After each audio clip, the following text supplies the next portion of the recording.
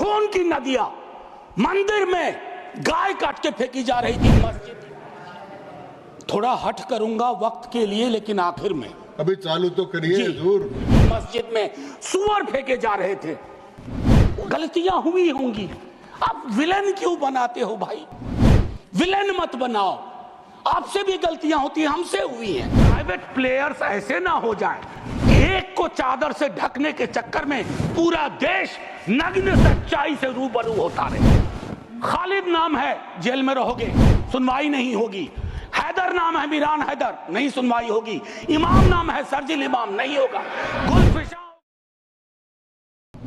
के वो तो ईश्वर से बात करने लगे हैं। भगवान को कितना काम है, किसी की नौकरी लगवानी है, किसी की शादी करवानी है, किसी को चुनाव जितवाना है, तो किसकी पर्ची निकलेगी, किसकी अर्जी लगेगी। थोड़ा हट करूंगा वक्त के लिए, लेकिन आखिर में अभी चालू तो करिए हुजूर। सर, माननीय सभापति महोदय, अच्छा है हम सब संविधान पे बात कर रहे हैं। उस सदन में भी हुई, इस सदन में भी तमाम साथियों ने संविधान पे बात की। अपना अपना दायरा है, अपनी अपनी सोच है, अपनी अपनी प्राथमिकताएं हैं, लेकिन महत्वपूर्ण यह है कि हमने संविधान पे बात की। कई ओहदेदार लोग दूसरे स्तंभ के, वो तो ईश्वर से बात करने लगे हैं। भगवान को कितना काम है, किसी की नौकरी लगवानी है, किसी की शादी करवानी है, किसी को चुनाव जितवाना है, तो किसकी पर्ची निकलेगी, किसकी अर्जी लगेगी। तो अच्छा है कि हम संविधान के दायरे में बात कर रहे हैं। माननीय सभापति महोदय, नेहरू जी पर बहुत चर्चा होती है जब से इस संसद में आया हूं, और मैं इस नई सरकार के बाद ही सदन में आया हूं। बचपन में सोचा करता था पार्लियामेंट पहुंचूंगा, लेकिन आज एक कन्फेशन करता हूं, हमेशा अपने को विपक्ष में देखता था, तो विपक्ष में ही हूं।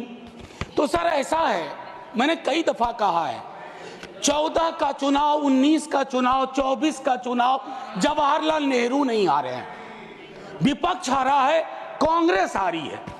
100 साल आप चुनाव जीतेंगे, लेकिन नेहरू को फिर भी वहां खड़ा पाएंगे, क्योंकि अथॉरिटेरियनिज्म के खिलाफ, पार्लियामेंट्री डेमोक्रेसी के प्रतीक हैं नेहरू।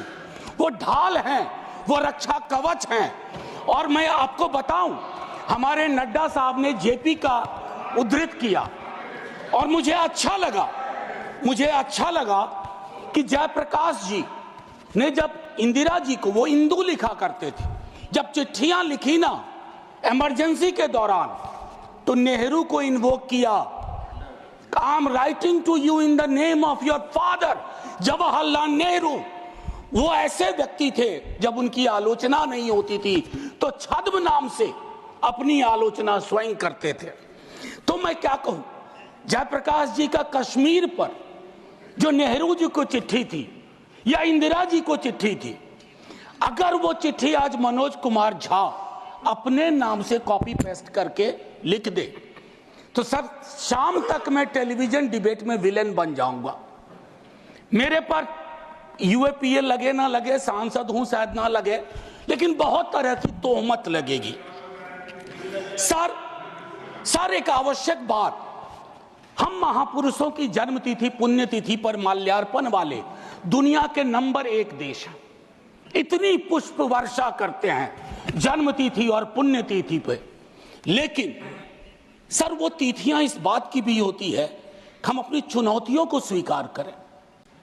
अगर हम संविधान दिवस मना रहे हैं, क्या फ्रीडम के बारे में नहीं बात होनी चाहिए? दोनों तरफ ऐसी बातें हो रही हैं, मेरी कमीज सफेद, तुम्हारी कमीज गदली। अरे साहब, संविधान की कमीज देख लो, वो गदला ना हो, उस पे दाग ना पड़े, ये हमारा दायित्व होना चाहिए। आज से 25 वर्ष बाद मैं इस सदन में नहीं होऊंगा, हम में से बहुत लोग नहीं होंगे। जब 100 साल पे चर्चा हो रही होगी, बहुत चर्चा होगी, लोग विश्लेषण करेंगे, जैसे आज हम करते हैं कि नेहरू को यह करना चाहिए था, नेहरू ने वो नहीं किया। 100 साल बाद कोई आपके बारे में टिप्पणी करे, मैं जीवित नहीं रहूं, संभवतः मैं सदन में नहीं रहूंगा, लेकिन वो भी अच्छा नहीं लगेगा सर, अशोभनीय लगेगा। टाइम मशीन नहीं है सर, नहीं तो मैं अपने सारे साथियों को 47-46 ले जाता। खून की नदियां बह रही थी दोनों तरफ, खून की नदियां। मंदिर में गाय काट के फेंकी जा रही थी, मस्जिद में सुअर फेंके जा रहे थे। उस दौर में एक ऐसे देश के निर्माण का संकल्प, गलतियां हुई होंगी। आप विलेन क्यों बनाते हो भाई? विलेन मत बनाओ, आपसे भी गलतियां होती हैं, हमसे हुई हैं।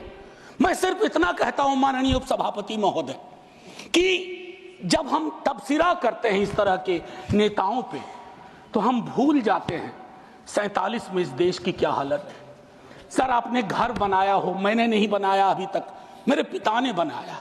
सर ग्राउंड फ्लोर बनाने में सबसे ज्यादा मेहनत लगती है, नींव है वो। नेहरू और अंबेडकर, पटेल, आजाद ने नींव डाली। आप सेकंड थर्ड फ्लोर बना रहे हैं, उन्होंने फर्स्ट फ्लोर बनाया, आप 5 फ्लोर और बनाइए, लेकिन नींव के बगैर फ्लोर किसी काम का नहीं है, ये याद रहना चाहिए। सर माननीय उपसभापति महोदय, हमारे प्रधानमंत्री जी, भाजपा के कई साथी, और चूंकि ये संविधान की डायरेक्टिव प्रिंसिपल्स में है कि यूनिफॉर्म सिविल कोड, सर मैंने विस्तार से अध्ययन किया है, नड्डा साहब ने भी अध्ययन किया होगा, तमाम साथियों ने। सर कई तरह के उस पर विचार थे, लेकिन डोमिनेंट विचार था कि इसको रखो, किसी दिन वक्त आएगा इस पर बात होगी। सर 44 आर्टिकल, जो कि ड्राफ्ट में 35 था, उससे पूर्व आर्टिकल 39 क्लॉज सी है sir, about concentration of wealth. Income inequality का इस देश में जो आलम है, हम टाइम बॉम्ब पे बैठे हुए हैं, टाइम बॉम्ब है ये, और ये सबको इंपैक्ट कर रहा है, ना सिर्फ गरीब मजलूम वर्गों को, मध्यम वर्ग को।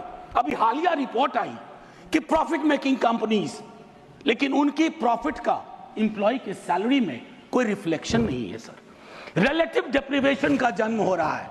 44 तक पहुंचिए यूनिफॉर्म सिविल कोड तक, लेकिन रास्ते में एक मील का पत्थर है आर्टिकल 39 से, वहां रुकिए, ठहरिए, सोचिए कि इसको, क्योंकि अंबेडकर साहब को आप कोट कर रहे थे सोशलिज्म के बारे में कि वो कहते थे कि वो तो रचा बसा है, सेक्युलरिज्म रचा बसा, मानता हूं, लेकिन उन्होंने नेशनलाइजेशन ऑफ लैंड और इंडस्ट्री की भी बात की थी।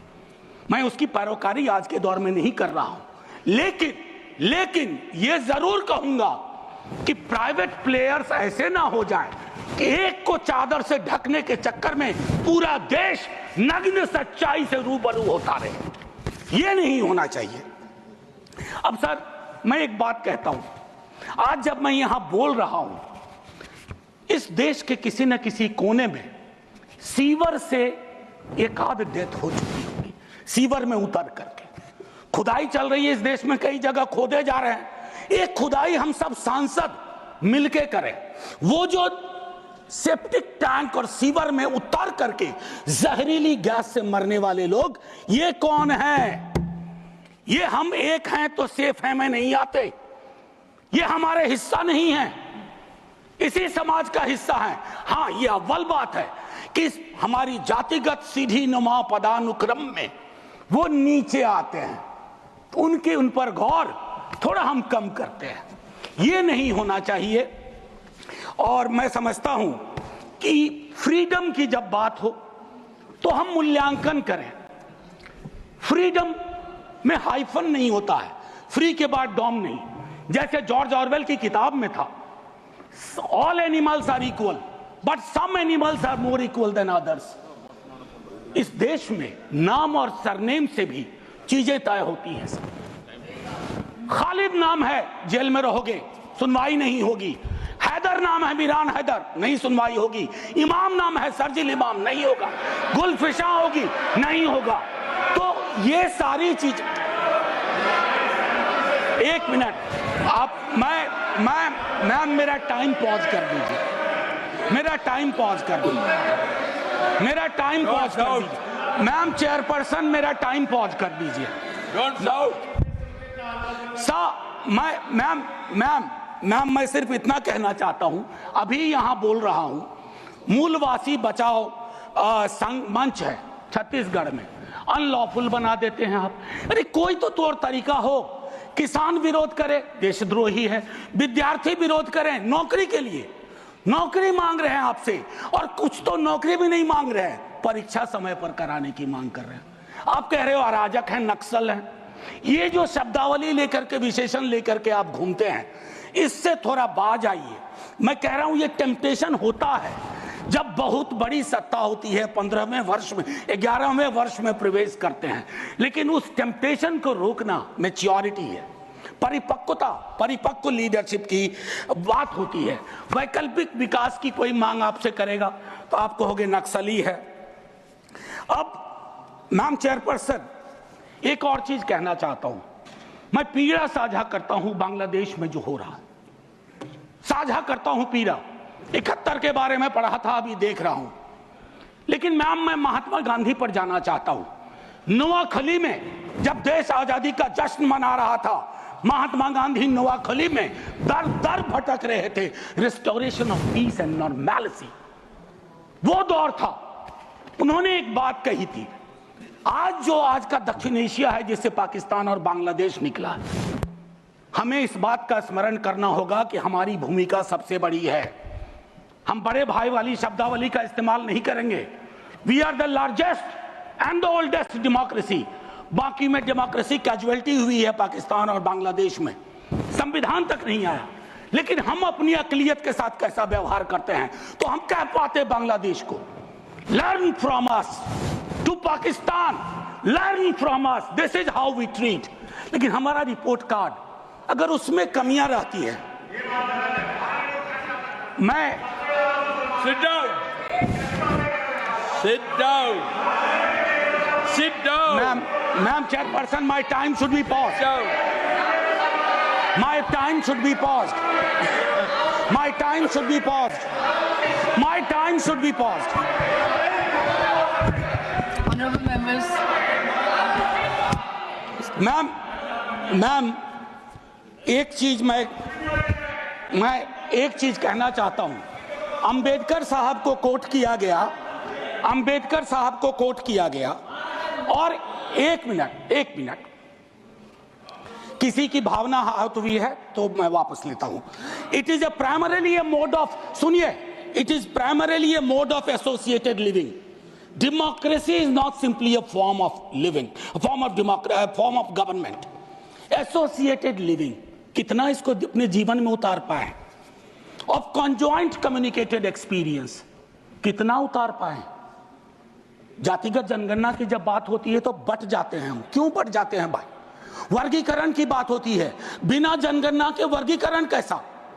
एनएफएस के माध्यम से एक नई रवायत का जन्म हो गया है। एक ओबीसी की लिस्ट में क्रीमी लेयर के इंटरप्रिटेशन के लिए आप राज्यों की समकक्षता, इक्विवेलेंस को एक ऑर्डर के माध्यम से छुपा देते हैं। आपका दोष नहीं भी दूंगा, कहूंगा कि अधिकारी वर्ग के अंदर अभी भी वो मानस है कि वो रिप्रेजेंटेशन से परेशान होता है, चिढ़ता है, उसको लगता है ये यहां कहां आ गए। अभी बिहार में सर्वेक्षण हुआ, कई लोगों ने कहा हम तो इतने कम नहीं हो सकते। विजिबिलिटी और न्यूमेरिकल स्ट्रेंथ में फर्क होता है। विजिबल आप इसलिए अपने को समझते हैं ज्यादा कि आप न्यायालय में हैं, आप विद्यालय में हैं, आप सड़क पे हैं, आप चौक पे हैं, आप चौराहे में हैं, तो आपको लगता हम तो बहुत, हमें कम क्यों दिखाया गया?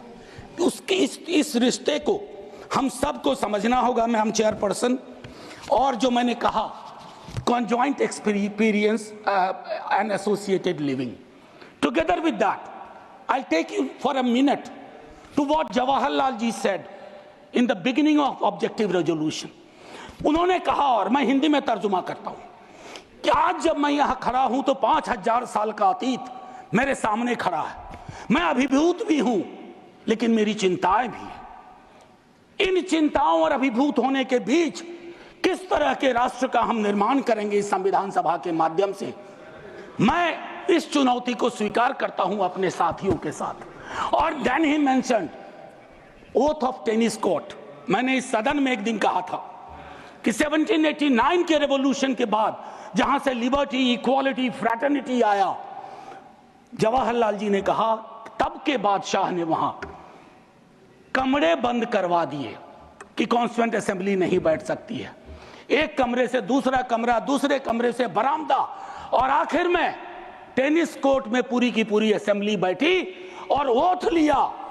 उसको कहते हैं ओथ ऑफ टेनिस कोर्ट। उन्होंने क्यों यह उदाहरण दिया कि हमारी डेमोक्रेसी में भी कभी इस तरह के चैलेंज आ जाए तो संसद इमारत की मोहताज नहीं होगी, संसदीय लोकतंत्र इमारत की मोहताज नहीं होगी, वो इबारत देखेगी। और इबारत और इमारत में फर्क है। मैम आज मैंने कहा था हट करूंगा, 1.5 से 2 मिनट और चाहिए। अब मैंने कहा कि वन नेशन वन इलेक्शन की बात हो रही है, उस पर विस्तार से बोलूंगा जिस दिन अगर आया, अगर सिलेक्ट कमेटी को गया तो अलग बात है। लेकिन मैम इस देश में वन नेशन वन इलेक्शन था। नड्डा साहब ने कहा, मैं मानता हूं कई दफा क्या होता है जब आप कोट करते हैं, हमारी यूनिवर्सिटी में कहते हैं कि सेमी कोलोन के बाद किसी को कोट मत करो, उसको हम लोग कहते हैं पुअर साइटेशन, कि किसी को कोट किया। जैसे आपको उदाहरण के लिए मैम 30 सेकंड में कि मार्क्स ने कहा religion is the opium for masses, ऐसा कभी नहीं कहा मार्क्स ने। वो सेमी कोलन के बाद का एक सेंटेंस था, उन्होंने ये कहा is the Sai of oppressed, लेकिन सेमी कोलन के बाद का उठा करके कहा रहे रिलीजन के तो खिलाफ थे कार्ल मार्क्स। तो उसी तरह से साइटेशन के साथ दिक्कत है। मैं सिर्फ इतना कहना चाहता हूं, वन नेशन की वो साइकिल टूटी थी, वन नेशन वन इलेक्शन की साइकिल 60s मिड 60s में टूटी। आज क्या गारंटी है, हम कैसे अगले चुनाव तक ले जाएंगे? Will it be a proxy governance? Then it won't it undermine the idea of will of the people? मैं समझता हूं कि इस पर विशद चर्चा हो और तभी जाकर के एक Kindly conclude. बस अभी तो 33 सेकंड लिया है, 1 मिनट और दे दीजिए। मैम चेयरपर्सन, तारतम्य तो थोड़ा टूट जाता है, फिर भी अपनी एक बात कह के खत्म करूंगा। बाबा साहब भीमराव अंबेडकर के बचपने का एक छोटा किस्सा। क्लासरूम में बैठे हुए थे सबसे पीछे, शिक्षक ने कहा चूंकि मैथमेटिक्स में बहुत अच्छे थे, आओ इसको हल करो। ज्यों ही वो बोर्ड की तरफ बढ़े, जितने कास्ट हिंदू अपर कास्ट के लोग थे वो दौड़ के बोर्ड के पास गए, क्योंकि बोर्ड के पीछे उनका टिफिन बॉक्स था। उनको लगा ये पोल्यूट हो जाएगा। मैम आज वो मान्यताएं नहीं हैं, लेकिन पोल्यूशन प्योरिटी की नई मान्यताएं आ गई हैं, एक्सक्लूजन की नई मान्यताएं आ गई हैं। और आखिरी में ऑस्विज एक जगह थी पोलैंड में, जहां जिसको सिर्फ गैस चैम्बर से मत समझिए, ऑस्विज के बनने में सालों की नफरत और घृणा थी, जिसका अंजाम ना सिर्फ जर्मनी में भुगता गया, पूरी दुनिया ने। तो ये नफरत घृणा, इस पर लगाम लगे ना तो हर मोहल्ले में ऑस्विज होगा। और आखिर में मैम, मैं आज जद पे अगर हूं, निशाने पे, मैं आज